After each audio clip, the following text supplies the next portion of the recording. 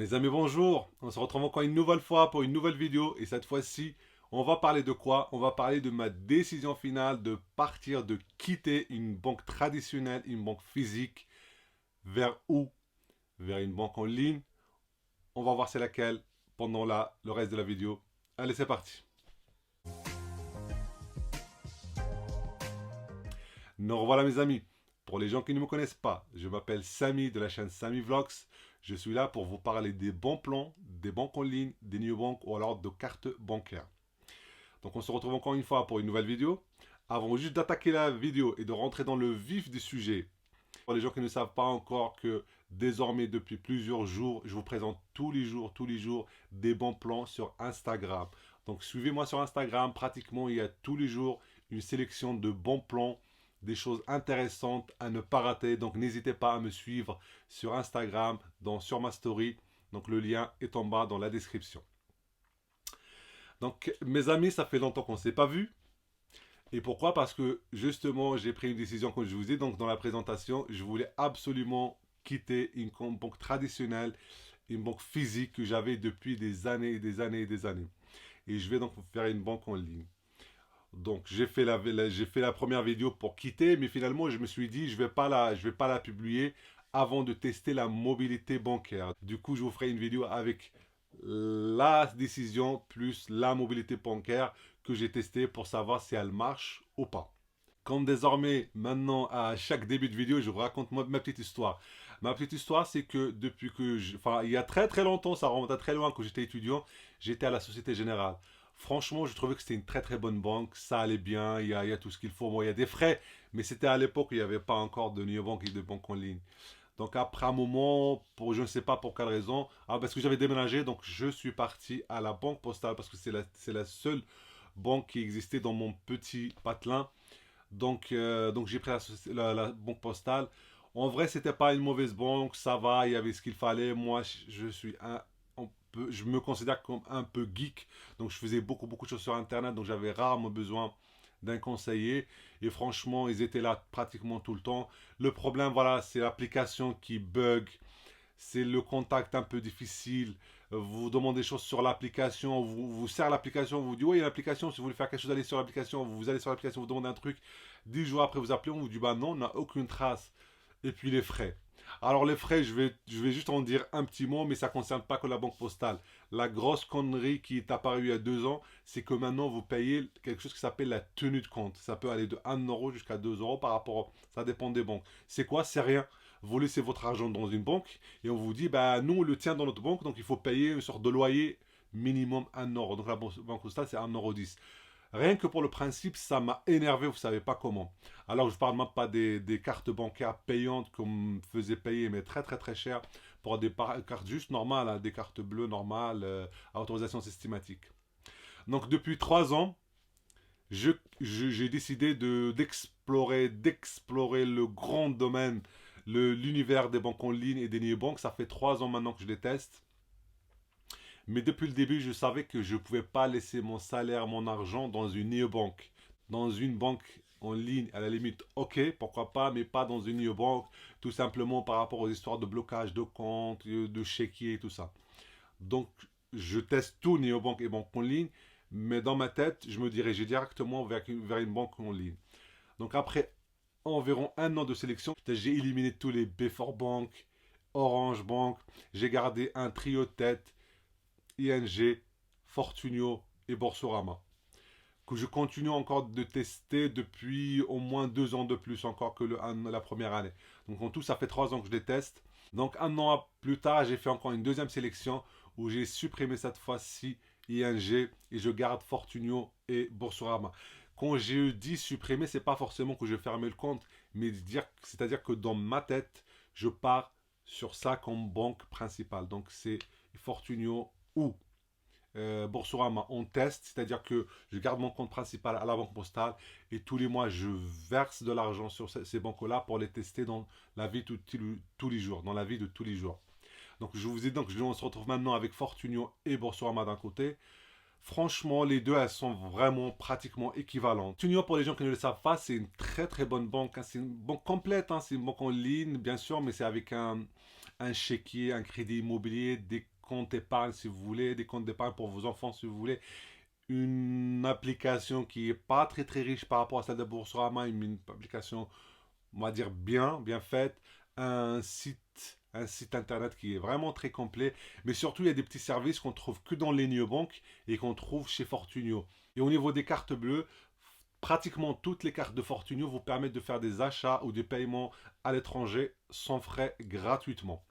Donc vous permet de faire le rechargement par carte bleue comme je vous ai dit, vous permet d'avoir la carte virtuelle donc pour faire vos achats sur internet, donc vous êtes mieux protégé. Et Fortunio aussi c'est une des rares banques qui vous permet d'avoir même une carte très haut de gamme, c'est la Mastercard World Elite. Donc celle-là par contre c'est pour des gens qui ont plus de 4 000 € de salaire, voilà. Mais elle a le mérite d'être là. Aussi, Fortunio, c'est la seule banque en ligne. Par contre, là, c'est la seule qui vous permet d'avoir les cartes American Express. D'ailleurs, le premier stade de l'American Express, il est gratuit chez Fortunio. Voilà, donc c'est vraiment une très bonne banque. De l'autre côté, vous avez Boursorama. Boursorama, pour les gens qui ne le savent pas, c'est mon coup de cœur. C'est une très bonne banque en ligne. C'est quasiment une banque normale. C'est un crédit immobilier pareil, banque d'épargne, tout ça. Mais voilà, Boursorama, elle a une application assez complète, mais vraiment très complète. Vous pouvez pas imaginer. Tout ce que vous voulez, vous le trouvez sur Boursorama. Mais vous pouvez, enfin, vous n'avez même pas besoin de votre ordinateur. Le téléphone, vous faites tout avec. Alors que Fortunio, il y a des services, il faut aller sur le site internet. Mais Boursorama, non, l'application est vraiment ultra complète. Je rappelle que dans les deux cas, donc vous avez des cartes haut de gamme à un salaire moyen, on va dire.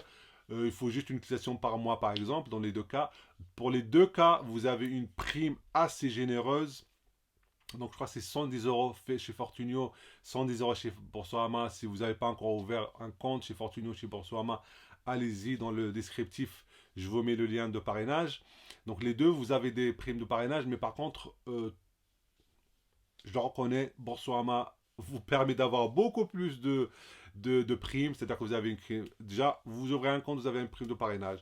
Vous parrainez n'importe qui, hein, vous ne demandez pas à votre femme, vos enfants, n'importe, vous avez des primes de parrainage encore. Vous faites de Boursorama votre banque principale, vous avez une prime. Vous ouvrez un truc pour vos enfants, mais bref, vous avez une multitude de primes et c'est abusé toutes les primes qu'ils donnent chez Boursorama. Et sachant que c'est pas, on ne vous donne pas des primes et que derrière il n'y a pas de service. Il y a franchement un bon service. Donc pour revenir à mon histoire, donc il arrive un moment où je devais quitter ma banque physique, la banque postale, cette fois-ci définitivement pour une banque en ligne et je devais choisir entre Boursorama et Fortunio. Donc avec tous les avantages que je vous ai dit, franchement j'ai hésité pendant un an. Et là par contre c'est décidé depuis le confinement en fait, je me suis rendu compte que Boursorama c'était cette banque qu'il me fallait parce que j'ai découvert un côté assez geek et que je pouvais tout faire sur le téléphone et que du coup, bah voilà, c'était ça que je voulais, sachant que rien, ça n'enlève rien à Fortunio qui reste vraiment une très bonne banque que j'admire. Mais voilà, mais Boursorama, c'était ça qu'il me fallait. Donc je me suis dirigé vers Boursorama. Donc nous revoilà mes amis, donc la magie du différé. Donc j'ai choisi Boursorama. Du coup, j'ai attendu qu'il y a. Ça, vous me connaissez, je suis un radin que je gratte les primes. Donc, j'ai attendu qu'il y ait une prime pour la domiciliation des revenus. Et donc, j'ai pris Boursorama. Du coup, j'ai essayé leur service de mobilité bancaire. Donc, je vous en parle plusieurs jours après que j'ai testé, je l'ai essayé dans tous les sens, on va dire. Donc voilà, mon avis, c'est que le service, il marche très bien, c'est hallucinant. En fait, vous choisissez, vous allez chez Boursorama. Pour les gens qui veulent gratter la prime et qui ne veulent pas forcément faire la domiciliation de revenus, sachez que vous faites juste vous faites domicilier 3 revenus par exemple au prélèvement et après à la fin du mois vous les enlevez. Parce que la prime elle tombe tout de suite après. Mais moi, en gros, j'ai fait une vraie domiciliation. Donc, vous avez un service, je veux domicilier. On vous dit c'est quelle banque que vous avez, vous leur donnez votre banque, ils s'occupent de tout. Vous avez deux choix. Soit vous faites une domiciliation complète, c'est-à-dire que on vous ramène tout votre argent et vos virements et vos versements, tout vers Boursorama. Et on peut même clôturer l'ancien banque. Ou alors, vous choisissez juste certains virements. Donc moi, j'ai fait une domiciliation complète. Et du coup, franchement, en 2 jours, on m'a confirmé cela. Et une semaine après, je vois déjà plusieurs de mes, par exemple, des abonnements de ça, mes abonnements, mes fournisseurs qui commencent à m'envoyer des messages pour me dire, voilà, on a pris en compte votre mobilité bancaire. C'est-à-dire que ça se fait automatiquement, ils n'ont pas besoin que j'envoie des courriers comme à l'époque où on envoyait des courriers recommandés. Alors, est-ce que ça marche vraiment? Ça marche, franchement, ça marche très très bien. J'étais halluciné quand j'ai vu par exemple que la sécurité sociale, vous vous rendez compte? La sécurité sociale, mes amis, le service purement administratif français, et ben, au bout de 5 jours, ils m'ont confirmé que ma mobilité bancaire a été prise en compte. Alors, je ne vous parle même pas de Free, Orange, SFR, c'est fait dans la semaine derrière, donc ça passe très très bien. Au bout d'une semaine, Boursorama me confirme que la mobilité elle est complète et que je reçois bien sûr ma prime qui tombe de 50 euros pour la mobilité bancaire. Donc encore une fois, je le répète, c'est pour les gens qui ne savent pas, qui veulent ouvrir un compte chez Boursorama, chez Fortunio, il y a le lien de parrainage. Ça vous permettra donc de gagner 110 euros, mais surtout ça vous permettra d'avoir d'autres primes, comme par exemple la domiciliation. Donc je conclus que c'est un service qui marche vraiment. On arrive maintenant à la question qui revient à chaque fois sur Twitter, sur Instagram. Est-ce que je garde ma banque traditionnelle d'avant, donc la banque postale?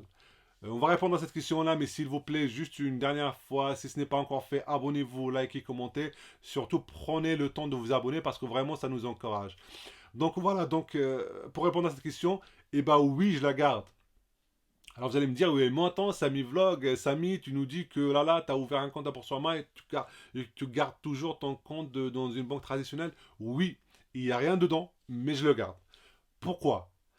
Prenez par exemple l'exemple où je marche dans la rue, je trouve une valise où il y a du liquide. Je le mets où?